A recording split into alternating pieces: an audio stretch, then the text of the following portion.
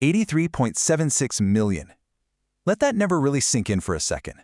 At its absolute peak, an astonishing 83.76 million active users were logging on every single month.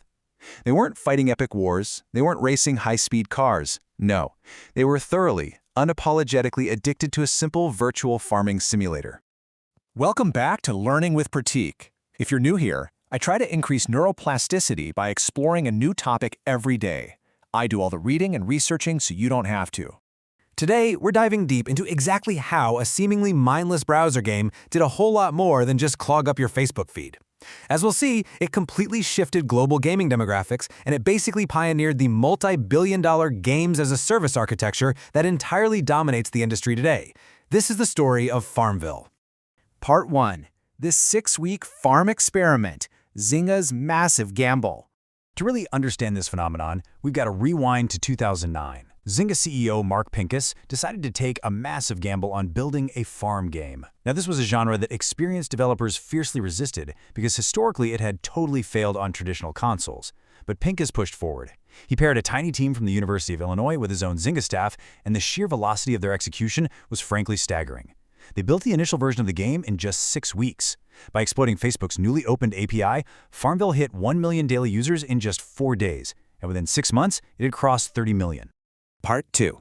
Hooking the digital farmer. Compulsion by design. So you have to ask yourself, how did a game about planting virtual strawberries manage to capture a massive chunk of the global population? Well, the answer lies in the deeply calculated psychological mechanisms that powered its rapid rise. At the very heart of this engineering is something called the compulsion loop. It's essentially a psychological feedback system. You achieve something, you're rewarded for it, and that reward immediately requires you to take a new action. FarmVille took this loop and turned it into an absolute science to manipulate human behavior and maximize retention. Let's just walk through this seemingly mundane cycle. You pay virtual coins to plow land, you plant the seeds, and then, and this is absolutely crucial, you wait. The sheer genius here was introducing the very real threat of your crops dying. If you didn't return after a highly specific number of hours to harvest, your crops literally withered away and your entire investment was gone. This clever little mechanic transformed the game into a satisfying work-like to-do list. It wasn't about testing your reflexes at all. It was about triggering deep neurological rewards for simply completing routine tasks. Part 3. Rise of free-to-play, a new monetization model. FarmVille didn't just change how we played. It fundamentally altered how the entire industry monetized its products. Think about traditional boxed video games. They required an upfront purchase, usually around $60, and they built up the challenge slowly. Free-to-play games, or games as a service, completely flipped that model on its head. They removed the upfront costs entirely and front-load all the fun, but then they suddenly erect these artificial energy barriers. To keep playing, you either have to wait or you have to pay. Zynga also introduced a dual currency system, using farm coins and farm cash, deviously introducing ambiguity into how much real-world money you are actually spending. Naturally, this aggressive monetization did not go unnoticed. There was intense pushback from core gamers and traditional designers who were frankly appalled. Acclaimed game designer Jonathan Blow heavily criticized FarmVille, saying it was designed to create an atmosphere of negativity and encouraged users to exploit their friends.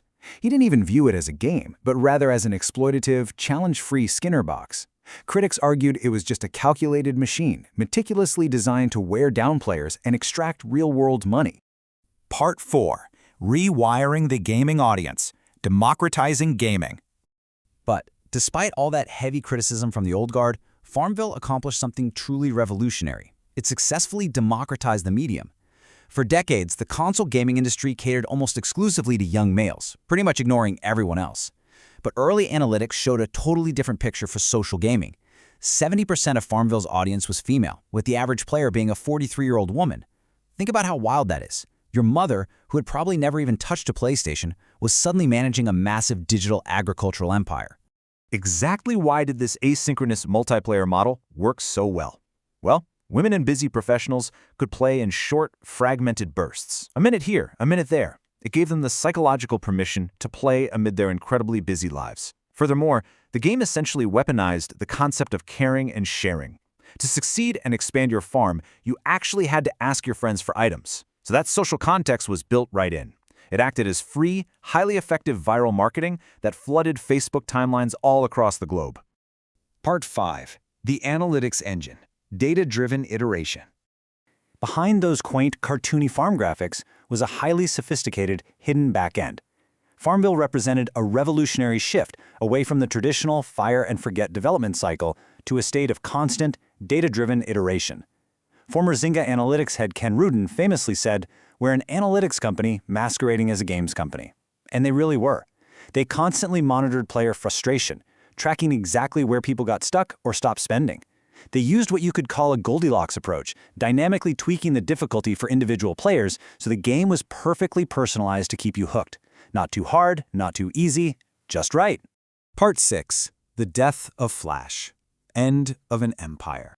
But as we know, all empires eventually fall. As the digital ecosystem evolved, user habits shifted rapidly away from desktop browsers and toward smartphones.